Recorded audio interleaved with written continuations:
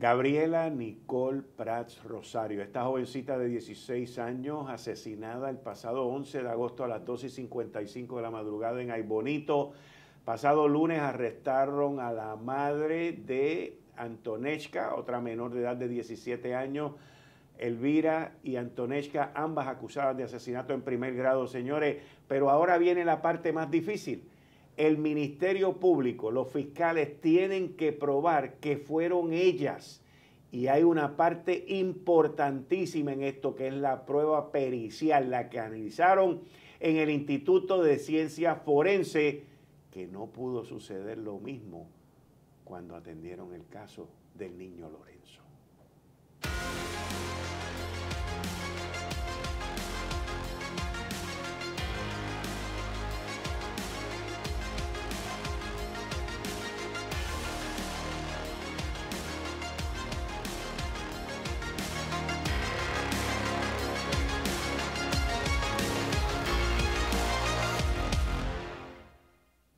La prueba pericial, la prueba científica, muestras de sangre, arma blanca, ADN, todo lo que tiene que ver con esa muerte, las heridas, las incisiones, cómo fueron, si fueron de esta manera, si fueron de esta manera.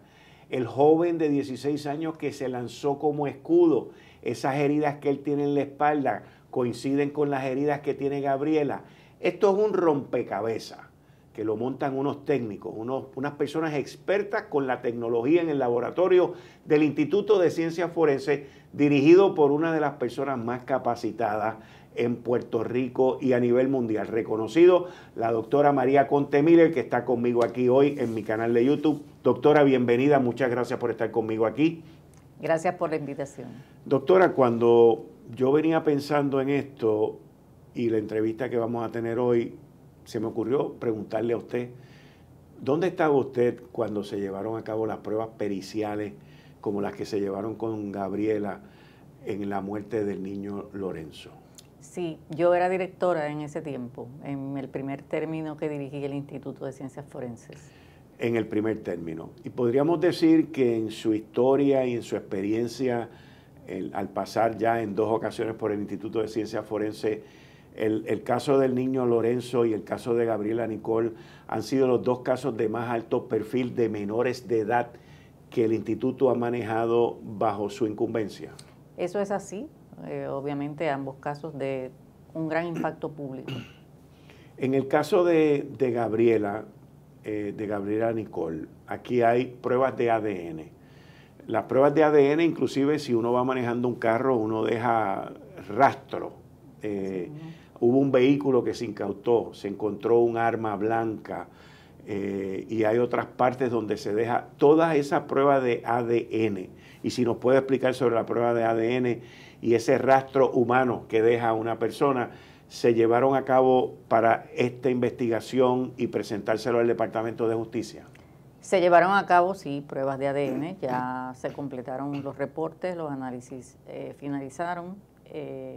Y pues ahora toca, ¿verdad?, a los fiscales y los agentes investigadores, pues de acuerdo a esos análisis, pues encarrilar o continuar el curso de su investigación. Eso es a discreción de ellos. Nosotros ofrecemos resultados objetivos y científicamente probables. Y científicamente probables, ¿verdad? Y cómo eso impacta la investigación, pues depende del juicio de ellos.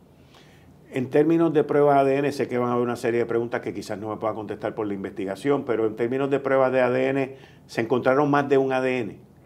No puedo entrar en los detalles, solo puedo decir que sí que se analizaron las pruebas de toda la evidencia, que se nos sometió. A veces los casos, no digo que este sea, pero a veces en los casos hay una primera fase de donde se somete evidencia y puede que se someta adicionalmente según las investigaciones vayan avanzando. ¿Cómo es el proceso de investigación? Porque usted, anterior a esto, una semana pasada atrás, usted hizo un comentario, sacó un comunicado de prensa que decía que su equipo completo iba a estar trabajando el fin de semana para lograr la certificación. A mí esa palabra de certificación me llamó mucho la atención porque ¿cómo es el proceso? Está el técnico en el laboratorio, están las personas que están haciendo las pruebas, pero eso entonces yo me imagino, y me gustaría que usted me lo explique, de eso pasa a otro técnico que revisa lo que se hizo y luego termina entonces donde un tercero, y me imagino que después llega a su escritorio y usted revisa los otros 3 anteriores. Bueno, hay unos procesos de revisión, sobre todo con el laboratorio de ADN, que son bien estrictos por requisitos de acreditación. Hay que revisar todos los informes que producen los peritos de ADN. En este caso, desde que nos sometieron la evidencia, yo, y aprovecho para darle las gracias, ¿verdad?, al equipo, ellos han trabajado de manera corrida, extienden el horario hasta altas horas de la noche, y hasta que finalmente han podido completar los análisis. Claro, en el como opera el asunto es que uno va obteniendo resultados y obviamente se los va comunicando a los agentes investigadores o a los fiscales, aunque sean preliminares, para que ellos esos resultados les pueda servir a ellos como pistas investigativas. Okay. Claro, cuando porque ellos están avanzando en sus interrogatorios, claro, por allá, y ellos tienen sus videos, que usted no examina videos, pero ellos tienen videos. O sea, usted le está dando a ellos una pieza científica, claro, dentro del rompecabezas de pruebas que ellos están montando. Exactamente, claro, ya para la etapa de tribunal, pues ya todos los análisis tienen que estar verificados, lo que se llama el peer review, revisado por pares, etcétera, con un rigor extraordinario. Aquí se hizo un allanamiento en una casa de un familiar de las 2 acusadas ya en primer grado, Elvia y Antoneshka, la menor de 17 años. Ahí se hizo un allanamiento y cuando se hizo ese allanamiento se habló de que ahí se encontró un arma blanca. ¿Ustedes tuvieron la oportunidad de examinar esa arma blanca y de llevarla a través de los procesos periciales que conlleva en el instituto? Bueno, nosotros examinamos toda la evidencia que se nos sometió. No puedo ser tan específica aunque quisiera con las respuestas, pero sí, obviamente, la joven fallece como consecuencia de heridas de arma blanca que le fueron propinadas. ¿Cuántas heridas? Varias heridas. ¿Varias heridas? Sí. ¿Y cuál fue la herida más mortal? A mí me dijeron hoy, y si me puede contestar o no, no tengo ningún problema, yo entiendo que esto está en una fase investigativa, pero a mí me dijeron hoy que había sido por el área del abdomen. Bueno, lo que pasa es, y no es mi caso, porque yo no fui la patóloga, pero en términos generales, cuando a un patólogo le hacen ese tipo de preguntas, indica que todas las heridas son potencialmente mortales. Algunas son mortales por necesidad porque interesan órganos vitales, pero cualquier herida, por ejemplo, en tejido blando, en un muslo, en una mano, no digo que este sea el caso, ¿verdad? Puede ser mortal, potencialmente mortal, porque se puede infectar y pueden surgir unas complicaciones que provoquen la muerte. Pero la parte más mortal, podríamos decir, de una herida, y no estoy hablando de este caso, pero como ejemplo, es una herida que no solamente atraviesa la piel, pero que también causa un daño irreparable a un órgano principal en el cuerpo. Eso exactamente. Por ejemplo, podría ser el corazón. Exacto. O podría ser otra área dentro del cuerpo que cause un daño mortal. Un órgano vital. Un órgano vital o una vena, una arteria vital. O también puede ser una arteria también, un vaso sanguíneo principal. Vaso sanguíneo principal, que cause un desangre. Que cause una hemorragia interna o externa que produce la muerte de la persona. Y si el arma blanca, estoy ahora yo suponiendo acá, pero la contestación la pregunta tiene que ver principalmente, y si el arma blanca fue limpiada, ¿hay elementos de examen pericial químico que pueden decir que esa arma blanca que se utilizó tuvo sangre en algún momento? ¿Le queda ADN aunque la hayan limpiado? Bueno, una escena puede ser limpiada, un objeto puede ser limpiado y el instituto tiene, o sea, los laboratorios forenses tienen la manera de determinar si hubo sangre allí, mediante unas técnicas. A veces se usa un químico que se llama Blue Star, y a veces se usa una fuente de luz alterna que cuando uno ilumina el lugar donde se supone que hubo esa deposición de biofluido, pues produce una fluorescencia que es distinta para cada biofluido. La sangre fluoresce de una manera diferente a, por ejemplo, el semen u otros fluidos que pueden, ¿verdad?, del cuerpo humano. Encontrarse en un objeto. Sí, en un objeto, producto del cuerpo humano. ¿Y ADN, sí o no? Sí, entonces el primer paso sería eso. El primer paso es determinar qué tipo de biofluido está ahí. Que ahí preliminarmente hay un biofluido, ¿verdad? Y entonces luego que se hace esa determinación, entonces se busca el ADN, ¿verdad? Para ver si, porque eso es una determinación preliminar, eso es como una prueba de cernimiento. Entonces ya el ADN es lo que confirma qué tipo de fluido y qué perfil o perfiles genéticos puede tener ese fluido. Porque aprovecho la ocasión para un poco educar, para que la gente sepa que a veces dicen, pero ¿por qué no se hace esto más rápido? Porque para saber si hay una sangre ahí o no hay una sangre ahí de X víctima o de X agresor, eso debe ser algo sencillo. Lo que pasa es que no es así de simple, porque cuando se hace la prueba de ADN, pueden aparecer perfiles diversos y el laboratorio no puede ser selectivo y decir solamente voy a buscar el perfil del agresor o el perfil de la víctima. Hay que buscarlos todos. Hay que todo el perfil que aparezca ahí, hay que hacer una determinación. ¿Del ADN? Por supuesto, todos los perfiles que... Y tomando esto como ejemplo, hablando de que pues esto puede ser un arma punzante, vamos a decir que yo lo agarro por aquí y que este es el área de filo, o el área de ataque. Mi mano, mi sudor, ¿se queda ahí? Podría quedarse. Podría quedarse, sí, aun cuando lo hayan limpiado. Eso es lo que se llama el touch DNA. DNA. Es un DNA de menos cantidad, pero ahora los equipos son tan sensitivos que lo están detectando. Y a base de las pruebas periciales que ustedes hacen de las incisiones, de las heridas, ustedes pueden determinar si la herida fue así, si la herida fue así, si la herida fue así. O sea, ustedes pueden determinar eso. La trayectoria. La trayectoria. Y la trayectoria da una idea de cómo estaban posicionados la víctima respecto al agresor, la posición relativa de ambos. Y de igual manera, me imagino yo, y ahora hago otra pregunta sobre las incisiones y sobre el arma blanca, porque aquí hay un joven de 16 años que está vivo, que se tiró encima de ella para defenderla, puso su cuerpo de escudo y fue herido en la espalda. ¿Ustedes también examinan a esa espalda de ese joven, las heridas de ese joven, que concuerden con las heridas del cuerpo de Gabriela, para continuar montando este rompecabezas de los ataques que le hicieron a estas dos personas? Bueno, sin contestar en específico la pregunta relacionada al caso, pero en términos generales, un patólogo forense puede examinar no solamente una persona fallecida, sino también alguien que ha sobrevivido al evento para diferentes propósitos: corroborar versiones de testigos, ver la similitud entre heridas de ambas, tanto del fallecido como de la víctima, del sobreviviente, y para armar un rompecabezas a veces que requiere de esas evaluaciones. Y dentro de ese rompecabezas, si una persona vino y me dio este objeto a mí, esta persona utiliza el objeto, me lo pasa a mí y yo utilizo el objeto, suponiendo que esto sea un arma blanca, que me lo dio una persona a mí, ambos ADN que podrían quedar dentro de esta pieza. Sí, eso es lo que se llama una mezcla.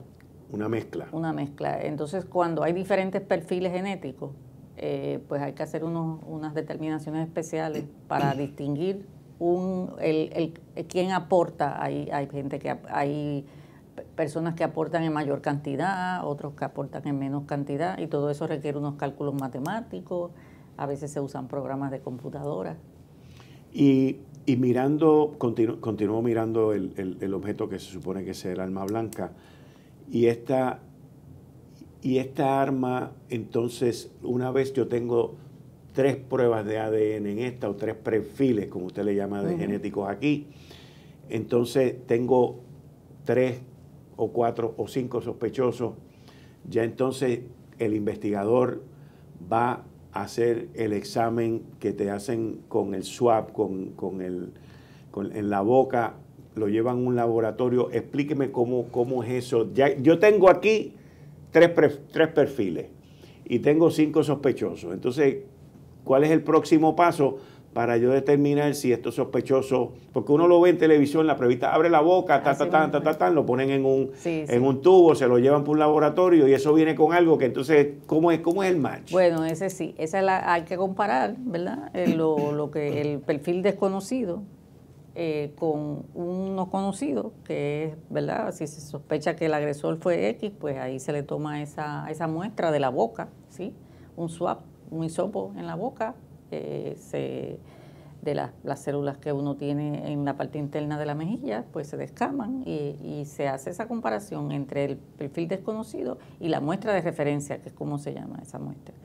Y las muestras de referencia, como son muestras puras, no están afectadas por el ambiente, se toman en condiciones ideales, pues se pueden hacer por un método que se llama el ADN rápido. Y esas pueden estar en horas. Y eso se supone que machea así, ¿verdad? Y entonces se debe hacer una comparación si es que ese desconocido pertenece a esa persona que le tomaron esa muestra, pues hay que ver una correlación entre tienen que dar los perfiles, los genes de ambos tienen que ser iguales. La parte genética, sí, que esa parte incluye el sexo. Puede incluir el sexo, la determinación de sexo, sí, exactamente. Pero por eso tiene que ir el analista de ADN mirando este marcador, lo tiene mi desconocido, y también lo tiene mi ¿Y eso mi lo agresor. hace una computadora o lo hace un humano y una computadora también? Una computadora y un humano, siempre está la verificación humana. Y luego de que ese técnico especialista hace ese match, casar sí. Esa prueba y con el humano que le hicieron la prueba, entonces eso pasa a lo que usted me mencionó ahorita de un peer review, o sea, un par lo revisa y luego otro más lo revisa. Un par lo revisa y se le hacen 2 tipos de revisiones, una que llaman técnica y otra que se llama administrativa.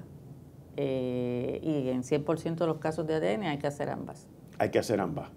Y luego que termine y mientras todo eso está ocurriendo, según lo que usted me dijo ahorita, mientras todo eso está ocurriendo, según van terminando las fases de las revisiones y de los casamientos y de montar el rompecabezas y del match, a la misma vez se están comunicando con los fiscales y con los investigadores diciéndole, mira, en el paso 1 pasó esto, en el paso 2 pasó esto. Y allá está el investigador también pidiendo información e intercambiando información y voy ahora para el paso 2 y siguen comunicándose, trabajando en equipo. Como con las debidas precauciones de que es un resultado preliminar sujeto a verificación y que tiene un uso para ciertos propósitos investigativos. No vamos a los tribunales con una prueba de esa naturaleza. Ok, y entonces esto es un proceso también que es bien confidencial. Por supuesto. Claro ¿Cómo ustedes logran eso? Bueno, todas las personas que trabajan en el instituto conocen de su obligación de mantener estos resultados de manera confidencial. Son sumamente celosos, a veces ni a mí me lo quieren decir, pero... ¿De verdad? Sí, porque hay unas regulaciones bien fuertes. ¿Sí? Los laboratorios de ADN están sumamente regulados. ¿Estatal y federal? Estatal y federal. Nosotros... Exactamente, el laboratorio de ADN no solamente tiene regulaciones estatales, tiene las regulaciones del FBI. Y si hay unos estándares bien estrictos. ¿Y ustedes tienen comunicación con el FBI e intercambian información con el FBI? Lo que pasa es que ellos son los auditores. El FBI. Ellos nos auditan periódicamente, pero también intercambiamos información con la base de datos de CODIS, que se llama. Todos los perfiles todo el material genético de una persona que es convicta de ciertos delitos o que es arrestada por ciertos delitos, se le toma una muestra, ¿verdad? Se le analiza el ADN y se ingresa en esa base de datos.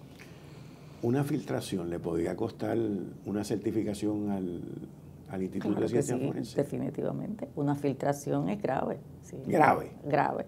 Las agencias acreditadoras están completamente... Un resultado que se produzca antes de tener todas las revisiones, pero allí no puede pasar eso porque... En el caso de Gabriela Nicole, usted puso todo el esfuerzo, todo para sacar esa información, esa prueba, no es información, esa prueba El lunes se someten cargos, acusación en primer grado. La Secretaría de Justicia me dijo a mí en 2 entrevistas que le hice, una en WKQ y otra en Lo Sé Todo, que venían más cargos, venían más acusaciones. Y debo yo de entender que esos cargos y esas acusaciones tienen que ver con pruebas también que el instituto hizo. Bueno, ese tipo de asunto, nosotros no tenemos el conocimiento de cómo una información científica puede ayudarlos a ellos. Pero ustedes su fase investigativa y de laboratorio y de instituto ya la terminaron. Terminamos con toda la evidencia que se ha sometido hasta ahora. Hasta ahora. O sea, no le han sometido a ustedes más otra evidencia. A ustedes, todo lo que le entregaron a ustedes sobre el caso de Gabriela Nicole, ustedes lo trabajaron, lo certificaron, lo recertificaron y se lo entregaron a los fiscales del Departamento de Justicia. Así mismo. Y ahora queda entonces la parte de los fiscales cuando completen la examinación, porque ellos van a examinar toda esa prueba.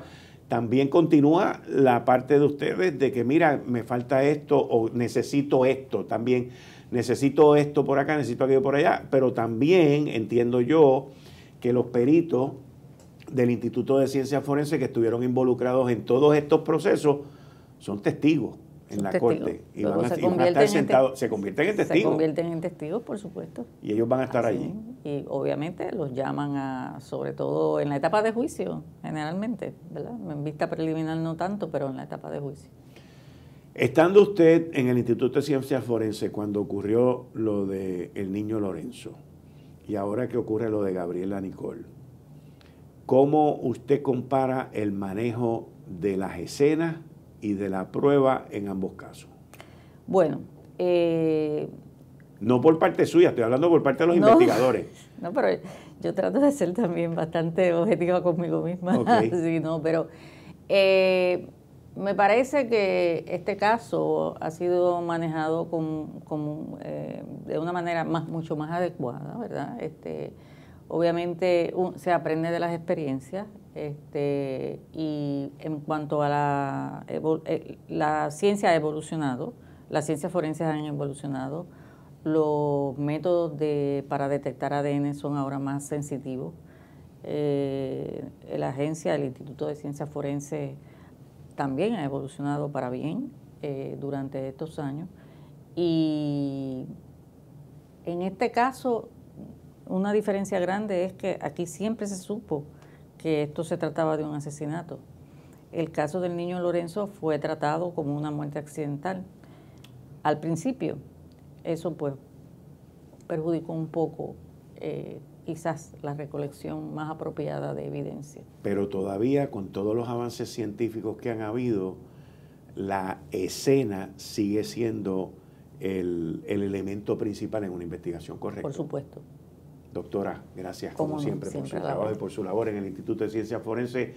Ahí ustedes lo vieron, señores, y todavía falta mucho más. Te invito a que te suscribas a mi canal de YouTube y que le dejes a la campanita para que te alerte de lo que estamos publicando semanalmente. Hasta la próxima.